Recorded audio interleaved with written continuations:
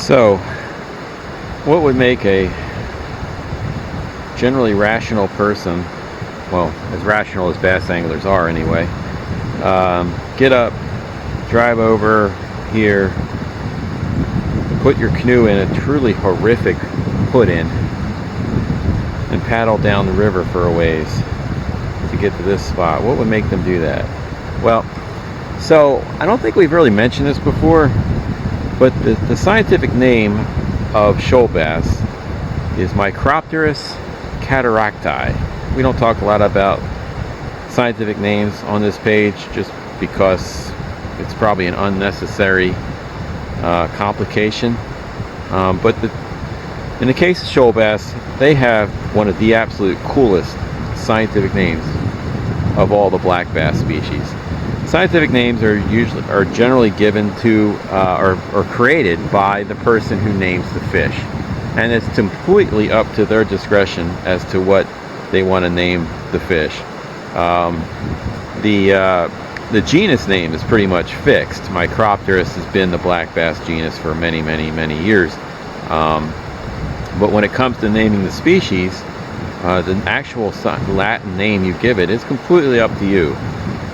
You can name it after yourself.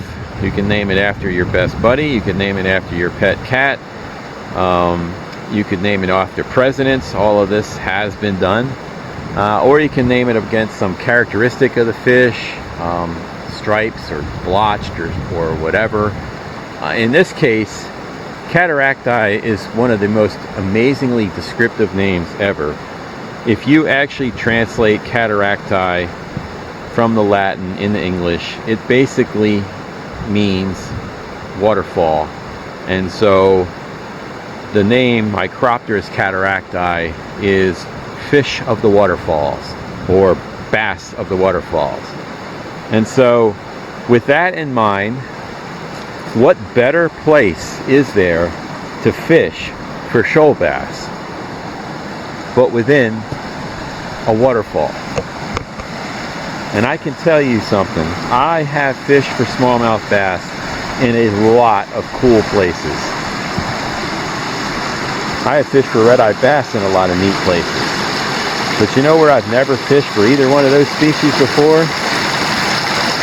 I have never fished for either of them right in the heart of a 70-foot waterfall. And that is what we're going to do here today for shoal bass.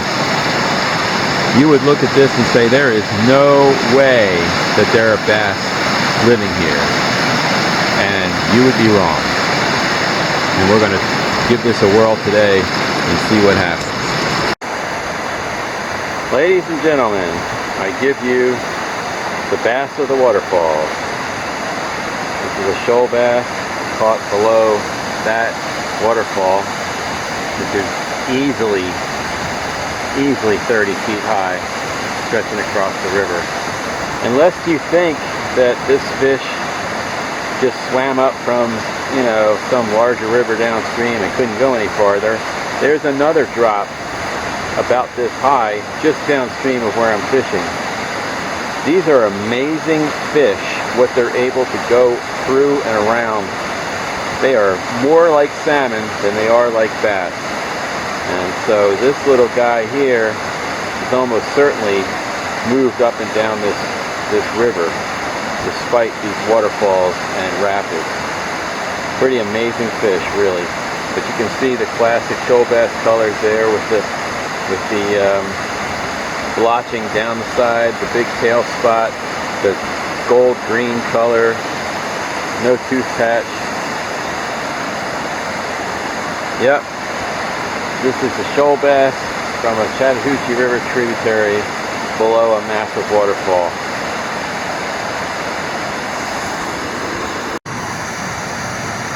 There's another little guy below that waterfall.